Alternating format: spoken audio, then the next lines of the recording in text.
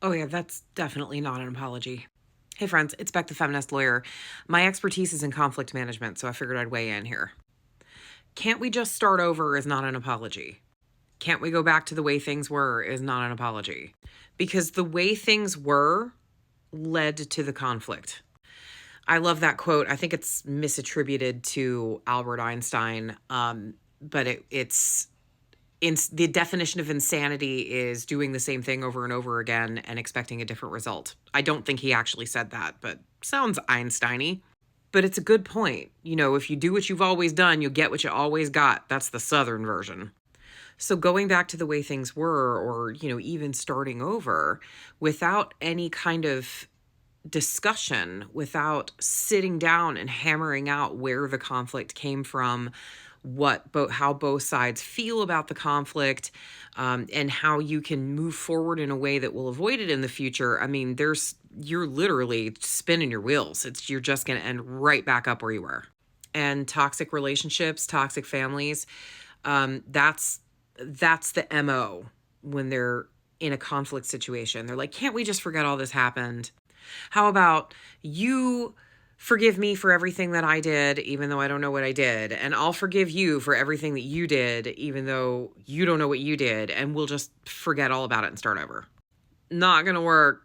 Accountability is absolutely essential to a functioning relationship, and a clear demonstration of the willingness to move forward in a way that serves the relationship better than previous behavior has.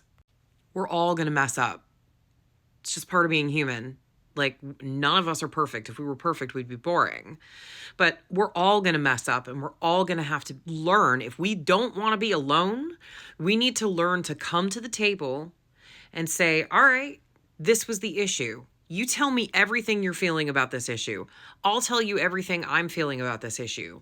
We'll find the common ground in the middle, and then we'll make a plan for moving forward in a way that's going to serve our relationship better.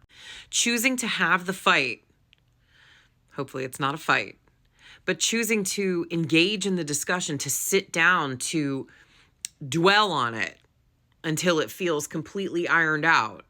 All of that is in service of the relationship, not an assault on it. Now, fighting's different if you're constantly having spats, or you're going at each other personally, or you're just treating each other with general contempt. That's not problem solving. Problem solving is a discussion that you sit down and you hammer out, and you take timeouts if you get triggered, and you try to keep personal attacks out of it. You use good language that I can teach you, by the way. You use you make statements about what's happening to you and what you're going to do and what your boundaries are, instead of attacking the other person.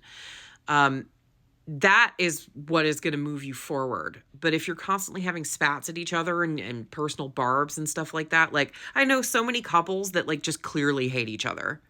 Like, why are y'all still together if you hate each other? Like, you clearly do not like this person. This person clearly does not like you. It's like, I mean, I know this couple, it's just like this dude is so henpecked by her.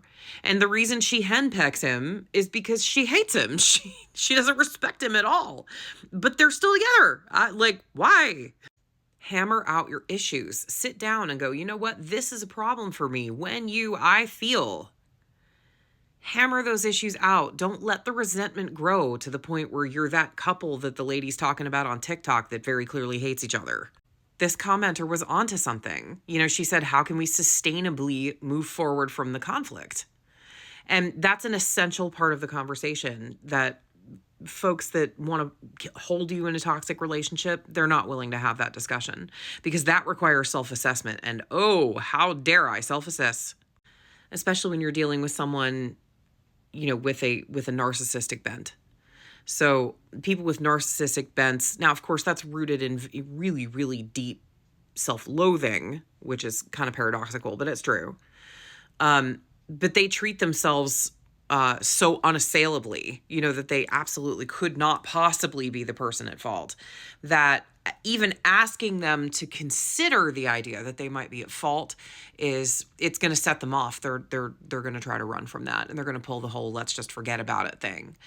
And you can't let them get away with it. If they're acting like that, that's toxic. That's not good. Keep following for more conflict management stuff. I'm a total nerd about it. I post about it a lot. If it interests you, follow me. And stay safe out there, friends. Keep fighting the good fight.